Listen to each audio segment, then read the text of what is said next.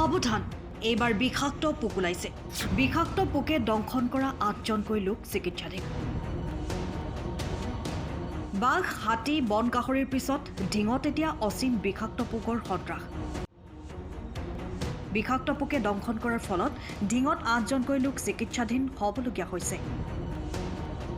ইয়াৰে 4গৰাকীক উন্নত চিকিৎসাৰ বাবে নগাঁৱলৈ প্ৰেৰণ কৰে ঢিং FRU চিকিৎসকে। বিষাক্ত পোকটোৱে কামোৰাৰ পিছতে অসহ্যকৰ বিষ হোৱাৰ লগতে ডিঙি লৰাব নোৱাৰা অৱস্থাৰ সৃষ্টি হৈছে। এই খবৰ বিয়পি পৰাৰ লগে লগে অঞ্চলবাসী এতিয়া আতংকিত হৈ পৰিছে। বিষাক্ত পোকৰ দংশনত ঢিং 8 গাঁৱৰ যতীন বৰা, চুমা বৰা আৰু নীলিমা বৰাকে ধৰি 8গৰাকীকৈ লোক চিকিৎসাধীন হৈ আছে। পেটটো বিষোৱাৰ নিচিনা হৈ আছিলে তাৰমানে প্ৰথম, তাৰপিছত দেখিছোঁ কোলাকে মাটিমাহৰ নিচিনা এটা গুটি এটা উঠিছিলে। গুটিটো জাষ্ট কালি আকৌ গধূলি মই বাইকত গ'লোঁ যে ঘৰলৈ, এতিয়া খুলি গৈছে। পেনৰ হেঁচাত হৈছে নে কিহত হৈছে নাজানো। এতিয়া কি হৈছে আপোনাৰ?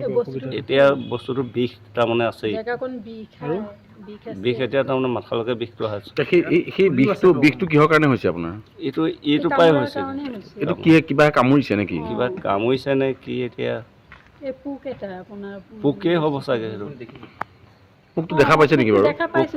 কোলা হেৰিয়া আচ্ছা, পোকটো দেখা পাইছে মানে আজি 4-5 দিনমান হৈছে ঢিং 8 গাঁৱৰ সতিপাৰা অঞ্চলত এটা উৰণীয়া চেকুৰা বুলি গম পাইছোঁ। এতিয়া মানে গৰু ছাগলীৰ গাত যিটো চিকুৰা থাকে সেইটো নিচিনা বস্তুটো তাতকৈ অলপ সৰু। এই পোকটোৱে মানে বিষাক্ত পোক, আৰু আমি জনামতে এই পোকটোৱে মানে মানুহক য'ত ত'ত কামুৰি ফুৰিছে, উৰি ফুৰে বস্তুটো। আহি কামোৰাৰ পাছতে জেগাডোখৰ বিষায় আৰু সেই বিষটোৰ পৰা ধৰি গোটেই গাটোৱে মানে বিষাক্ত হৈ গৈছেগৈ। তাৰ ফলত মানে আজি ডক্টৰৰ ওচৰত ট্ৰিটমেণ্ট কৰি থাকিবলগীয়া হৈছে।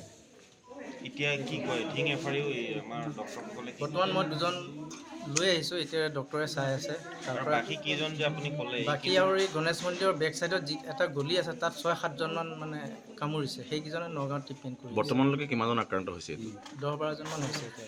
তেওঁ চাবলৈ দিছে আৰু চাবলৈ পোক এটা দেখিছে, হেৰি চিলভাৰ কালাৰৰ নিচিনা, আৰু তাতে এতিয়া মানে ফুলি পৰিছে এতিয়া জেগাখিনি, আৰু ডিঙি চিঙি লৰাব পৰা নাই।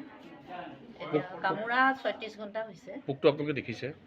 সেই মোবাইলতে দেখিছোঁ। কেনেকুৱা ধৰণৰ? Silver colour. এতিয়া কিবা ইনফেকশ্যন হৈছে নেকি? এতিয়াতো ডক্টৰৰ ওচৰলৈ আহিছোঁ, তেওঁলোকেহে ক'ব কি হৈছে। 36 ঘণ্টা হ'ল ন? 36 ঘণ্টা হৈছে। ডক্টৰে কি কৈছে? ডক্টৰে এতিয়ালৈকে একো পোৱা নাই। এতিয়া কামোৰাৰ পিছতো স্কুল ডিউটি কৰি আছে। নগাঁও ডক্টৰৰ লগত যোগাযোগ কৰিছে এতিয়া। কি বুলি কৈছে তেওঁলোকে? এতিয়ালৈকে ডিক্লাৰ দিয়া নাই কি কৈছে। আৰু এই প্ৰতিক্ৰিয়া মানে কি? খুব বিষ? বিষ ডিঙি চিঙি লৰাব নোৱাৰা হৈ গৈছে, আৰু যিটো কামুৰিছে সেইখিনি জেগা মঙহ নাইকিয়া, তাৰমানে মঙহ তাৰ মুখত গুচি আহিছে। ডিঙৰ পৰা bureau report, time of Assam. সময়ৰ খবৰ সময়ত পাবলৈ ফ'ল' কৰক টাইম অফ আছাম।